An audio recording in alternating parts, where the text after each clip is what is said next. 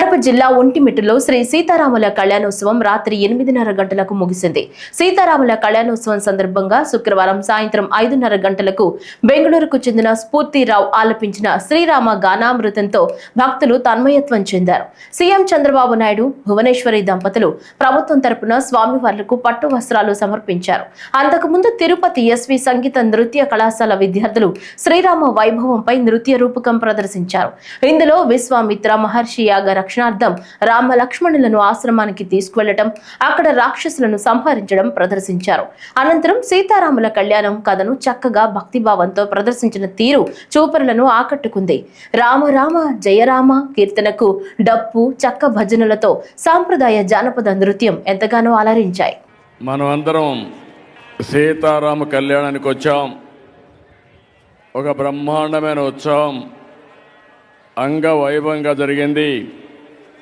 మీ భక్తి చూసినప్పుడు నాకు అనిపిస్తుంది, ఈరోజు నిజంగానే శ్రీరాముడు సీత దిగి వచ్చి కళ్యాణం చేసుకుంటే ఇంత వేలాది మంది భక్తులు ఏ విధంగా వస్తారో ఆ విధంగా వచ్చి వారి ఆశీర్వాదాలు మనం పొందాం.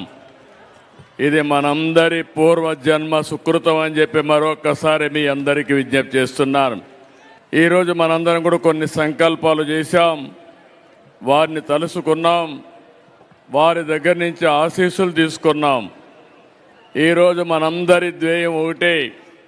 ఈరోజు సీతారాములు ఎప్పుడు కూడా ఒక ఆదర్శ దాంపత్యం. అదే విషయం కన్నుల పండుగగా మనం విన్నాం, చూసాం. అదే సమయంలో ఎప్పుడైనా సరే పరిపాలన అంటే రామపాలన రావాలి, రాముని పాలన జరగాలని ప్రతి ఒక్కరూ కోరుకుంటారు. ఆ విషయం కూడా మనం గుర్తుపెట్టుకోవాల్సిన అవసరం ఉంది.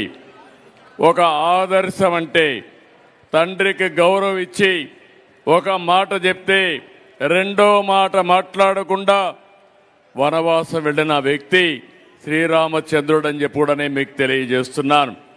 అలాంటి యుగ పురుషుడు యొక్క సీతారామ కళ్యాణం మన ఒంటిమిట్టలో చేయడం, మన అందరం అటెండ్ కావడం, ఇది ఒక అదృష్టంగా నేను భావిస్తున్నాను.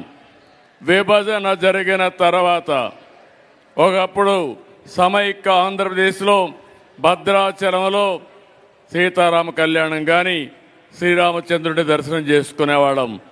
అలాంటి సమయంలో విభజన జరిగిన తర్వాత మనం ఇక్కడ చేయాలని ఒంటిమిట్టలో ప్రభుత్వ పరంగా అఫీషియల్గా డిక్లేర్ చేసి అప్పటి నుంచి ఈ యొక్క ఒంటిమిట్ట దేవాలయాన్ని అభివృద్ధి చేసుకుంటూ వచ్చాం.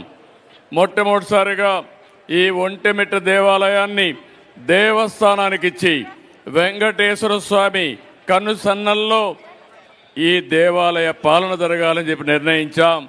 అది జరిగి కూడా ఈరోజు దగ్గర 10 సంవత్సరాలు అవుతా ఉంది. ఇది కూడా ఒక చరిత్ర.